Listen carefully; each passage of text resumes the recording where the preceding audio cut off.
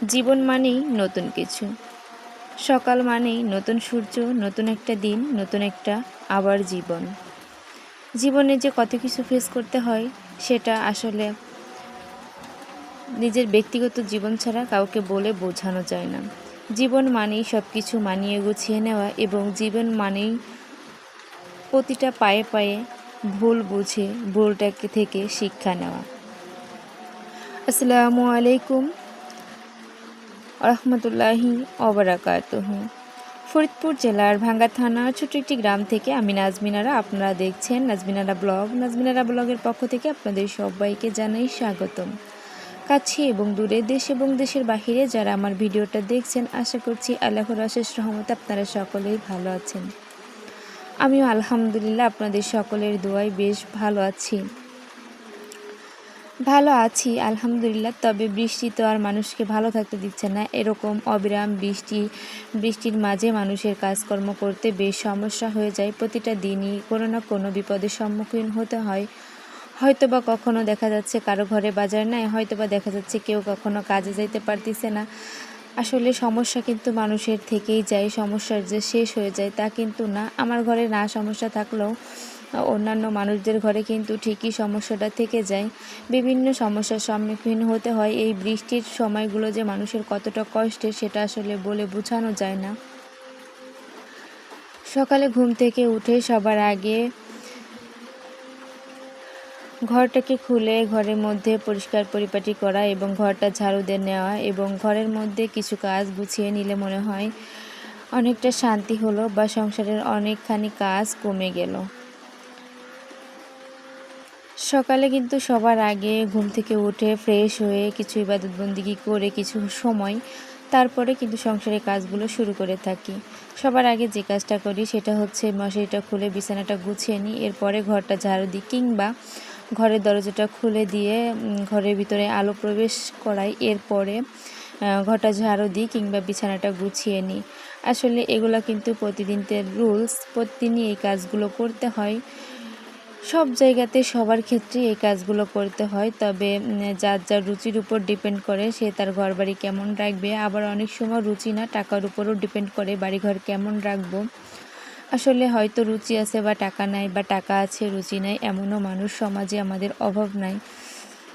যার যেমন সামর্থ্য, যার যেমন রুচি, সে তার ঘরটাকে, সে তার বাড়িটাকে, মনটাকে তেমনভাবেই পরিপাটি করে রাখার চেষ্টা করে। সব মানুষই ভালো চেষ্টা করে সবাই সবার জায়গা থেকে পরিষ্কার পরিচ্ছন্ন থাকার জন্য, বা সবাই সবার জায়গা থেকে নির্দোষ থাকার জন্য।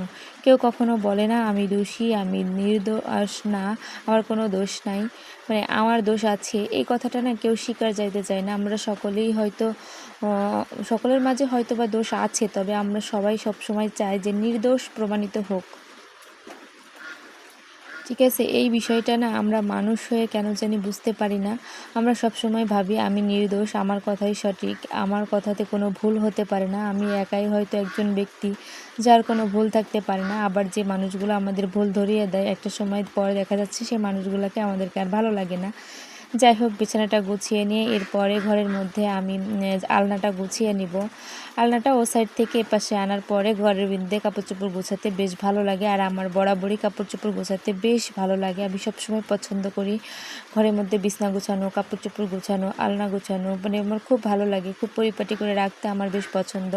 ছোটোবেলা থেকে এই বিষয়টা আমি খুব ফলো করি। তবে ছোটোবেলা থেকে আমি যে বিষয়টা এখনও ফলো করি সেটা হচ্ছে, কখনো না আমার পাতিল মাজতে বেশ একটা ভালো লাগে না, কালের পাতিল বিশেষ করে। আবার যেদিন মাজি সেদিন মানে পাতিলের আর ছাল বাকল সব উঠাই ফেলি, এমনভাবে মাজি। পাতিল আমার মা মাজুক, আমার আপু মাজুক, বা আমার এই যে বিয়ের পরে আমার শাশুড়ি মাজুক, ওরা পাতিল মাজলে না পাতিলের পাছাটা মাজতে চায় না তেমন। তবে এই বিষয়টা আমার কাছে ভালো লাগে না। যদিও আমি কালির পাতিল মাজি না, তবে যেদিন মাজি সেদিন আমি খুব ভালো করেই মাজি। তবে বাবার বাড়িতে কখনো মাজা হয়নি, শ্বশুরবাড়ি আসে বিষয়টা মাজা হয়। হয়তো বা সপ্তাহে 2-1 দিন মা ধয়, তবে ম্যাক্সিমাম সময়গুলোতেই আমার ধুইতে হয়। তবে আমি দেখা যাচ্ছে যে ওই যে তার মাজনি আছে ওইগুলো দিয়ে ঘষে ঘষে এমনভাবে উঠাই, পরবর্তীতে দেখা যাচ্ছে আমার আর পাতিলকেও মাজতেই দেয় না, এমন একটা বিষয় আছে। তবে কাপড় গোছানো এইসব পরিপাটি করা আমাকে সবসময় দিয়ে আমার আপু করাইতো, বা এ বাড়িতে এসে আমি করি। বা মা তেমন কিছু বলে না। মার যতটুকু কাজকাম আছে মানে আমার শাশুড়ি মেয়ে তার সে গুছিয়ে রাখে। আলনা আছে বা র্যাক আছে, সেগুলোর মধ্যে তাদের যতটা প্রয়োজনের কাপড় চোপড় সেগুলো তারা এক জায়গায় করে রাখে। যাই হোক, আমার বেশ ভালো লাগে আলনা গুছাতে, ঘরের মধ্যে পরিপাটি করতে। আসলে যা আছে তাই নিয়েই না গুছিয়ে রাখতে হয়, আসলে কিছু করার নাই।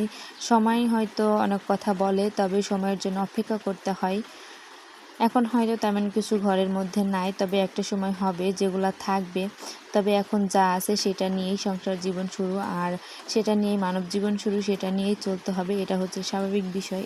এটা দিয়ে আমার তেমন কিছু যায় আসে না। আমার ব্যক্তিত্ব বলে আমার নিজের যেটা আছে সেটা তো আছেই।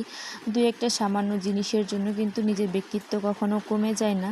তবে আমার কাছে মনে হয় আমার যা আছে সেটাই ভালো। আল্লাহ তাআলা তার কাছে আমি যা পাওনা ছিলাম তিনি আমাকে তাই দিয়েছেন, বা সেটা নিয়েই আমাকে সুখে থাকতে হবে।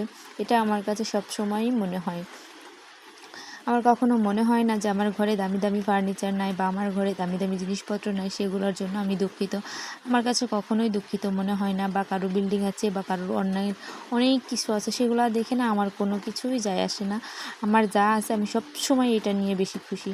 আমার যে হাতটা আছে এটা কি নিয়ে আমি বলবো না? আল্লাহ তাআলা আমাকে যে হাতটা দিয়েছেন, সুস্থতা দান করেছেন, আল্লাহর কাছে কোটি কোটি শুকরিয়া। আমি যে জায়গাতে দাঁড়িয়ে আছি, হয়তো বা আপনার কাছে ভালো না লাগতে পারে, তবে হয়তো অনেক মানুষ আছে তাদের কাছে এই জায়গাটাতে দাঁড়ানো একটা স্বপ্ন।